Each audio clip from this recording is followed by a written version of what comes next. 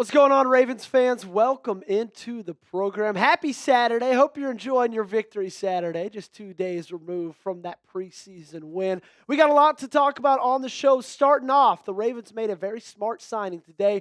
We're going to break down that move. And then in the back half of the show, we're going to talk Kyle Hamilton and the latest surrounding his hamstring injury status. John Harbaugh gave some pretty big updates in today's post-practice press conference. Week 1 is down for the preseason for your Baltimore Ravens. Week 2 is just around the corner. We're 7 days away from kicking off against the Dallas Cowboys. And Cowboys Report host Tom Downey already challenged me to a sub-battle. Let's get this started off on the right foot. If you hate the Cowboys, if you want to dominate them on the field next Saturday, it starts right here with the Ravens Rundown. Hit that subscribe button if you want to dominate them right here, and also if you want free daily content on your favorite team. So the Baltimore Ravens this afternoon signed cornerback M.J. Devonshire, claimed him after he was released by the Miami Dolphins, who claimed him after the Las Vegas Raiders drafted him. And the reason they did that is because they had to place Bilal Kone on injured reserve. The 6th-round pick in the 2025 NFL Draft had a pretty gruesome injury in Thursday night's preseason game, tore his MCL, tore his ACL. And I'm not going to lie, it was pretty devastating what happened for Kone. And it really just breaks my heart for these guys who get their shot to be in the National Football League. You get drafted, and then 4 months later, something like that happens, right? Now, I have all the belief in Bilal Kone that he's going to come back better than ever next season, but it was a pretty big injury, and you know what? The Ravens are going to miss him as well. I think he had a chance to make this roster, had a chance to be a really solid depth piece. He was making some splash plays every here and there in training camp so far. So just all in all, you hate to see what happened to him on Thursday night happen to a guy like that.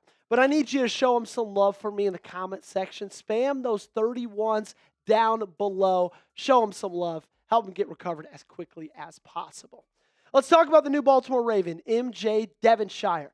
5'11", 180 pounds. He was a 2024 7th-round pick by the Las Vegas Raiders out of Pitt. So, Joey, why is this a smart signing? If he's a guy that was available, why is it so smart that the Baltimore Ravens were the one that picked him up? Well, first off, I think he's got a lot of really intriguing traits, okay? He's incredibly athletic. He's got a lot of speed, agility to him. He can jump out of the gym. And I think that it's important to realize who Baltimore has in their coaching staff this year, right? For a guy like M.J. Devonshire, who so far throughout his career kind of been bouncing between teams, it could just take someone like a Chuck Pagano to unlock him. And that is a luxury that Baltimore has now, having a guy like that in that coaching staff. And when you have a guy like Devonshire, who, like I said before, has all the traits that make up a great corner, and you combine him with already a great cornerback room that has a ton of veterans and a veteran coach who's really good at getting the best out of players, then I think that's a recipe that could result in some success. And that's kind of the second part of this, is you have a top-heavy position group, okay? You have 5 guys who I believe are absolute locks to make the cornerback depth chart on roster cut-down day at the end of this month. Nate Wiggins, Marlon Humphrey, Jaire Alexander, TJ Tampa, and Chidobe Awuzie. All of those guys are 100% locks to make this roster. And you got some other guys battling it out, right? You got Jalyn Armour-Davis, Robert Longerbeam. Now you add M.J. Devonshire in that mix. Also, Ruben Lowry has been absolutely balling out. Can't believe I forgot to put him on this graphic, but act like there's 4 guys up there. Regardless, there's 1, maybe 2 spots left on that roster for 3 or 4 of these guys. And so you kind of just want to get the best guys in there to compete as much as they can. So there's nothing wrong with a camp body if it's going to help you find out that final guy for that roster spot and give you a little bit more depth, okay? And so sure, M.J. Devonshire might just feel like it's a throwaway signing, but this is a move that if his traits combined with Chuck Pagano fully unlocks him, he could be that final guy that makes that roster. Now, will that happen? I don't know. We got a long way to go in training camp. These guys sure have a leg up on him because they've been in this system. They've been with this team for much longer, but there's a reason that they went and replaced Bilal Kone with a guy like him. Speaking of the secondary group, how many interceptions for the Ravens in 2024? You let me know your guess in the comment section down below. How many picks for the Ravens this next season? 2025, not 2024. Well, speaking of fours, you get this Ravens hoodie for $34, which is half off, okay? It's a phenomenal deal. You're not going to find it anywhere else, okay? And I get it. It's hot outside. Believe me, we're in Dallas, Texas. It's hot here too. But it's not going to be hot in just a couple of months. Winter is coming. And by the time we get there, I can promise you it's not going to be $34, okay? Chatsports.com/purple hoodie. That is where you need to go to take advantage of this offer. I made it super easy for you. I put it in the comments and description of today's video. Let's talk about Kyle Hamilton. If you didn't know, he has been sidelined for almost a week with a hamstring injury. And Coach Harbaugh spoke to the press after practice today, and he gave some really, really solid remarks that should have you feeling a lot better about the All-Pro safety. Kyle Hamilton and running back Keaton Mitchell are not dealing with serious injuries. Both didn't practice on Saturday. And like I said, Kyle Hamilton really hasn't been practicing since Tuesday. This is huge, guys. It's absolutely huge that this is nothing serious. Now, I never was at the point where I thought it was, oh, he could maybe miss part of the season, right? Because the season's still, if you think about it, about a month away. But I did think it was something that could keep him out for multiple weeks. And I did think it's something that possibly could be, hurting him throughout the entirety of the season, especially for the first couple of weeks. But the fact that he's already also running on a side field, already working out, already trying to get back, working his way back, I think that just points to good things for him and good things for this team in general when he gets back to be 100% fully healthy and he gets back to practicing. Okay? He's working his way back to get in the lineup. He's working his way back just to get in practice and training camp every day. And I know it feels like for a guy that's as good at football as he is, that's been in the league for, 4 seasons, these training camp reps aren't as valuable, but that's 100% wrong, right? There's a reason that they have training camp.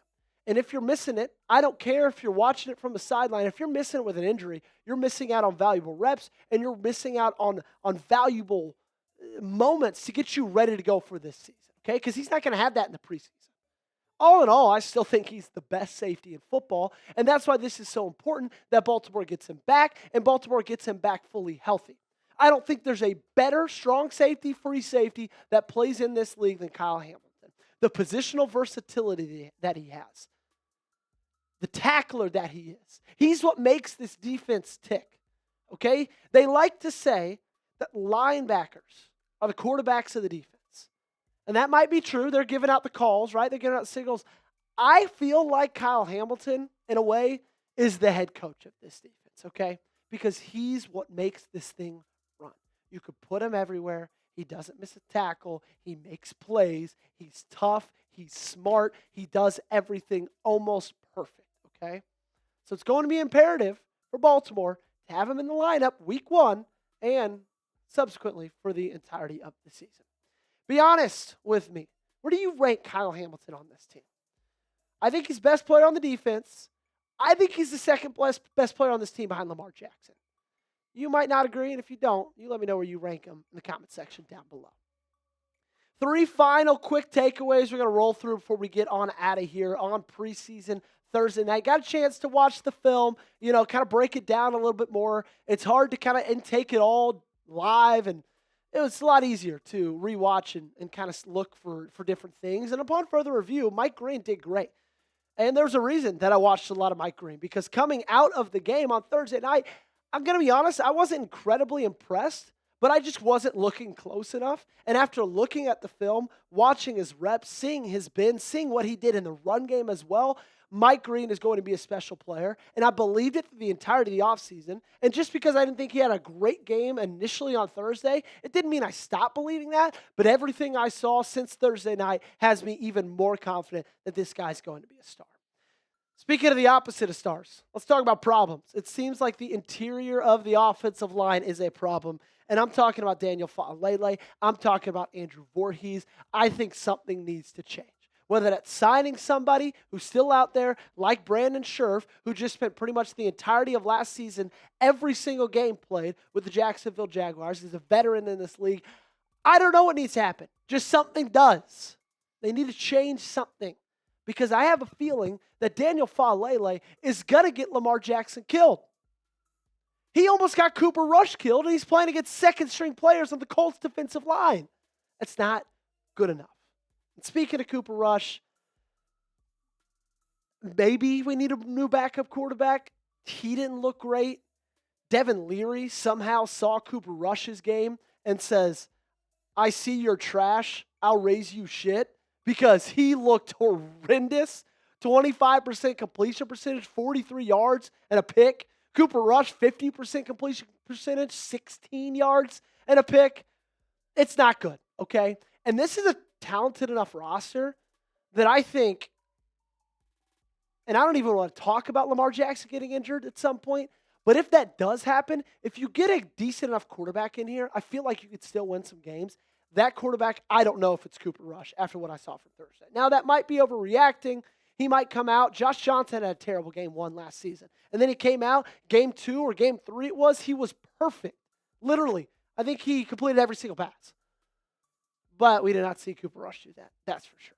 Thanks so much for tuning in today. Make sure you guys follow me on social media. You can get me on Twitter and on Instagram. Same handle for both those, at Joey Peterson 8. More than anything, though, make sure you're subscribed to the channel. We're going to keep you updated all season long, live for every single game. It's an absolute blast, so join us today.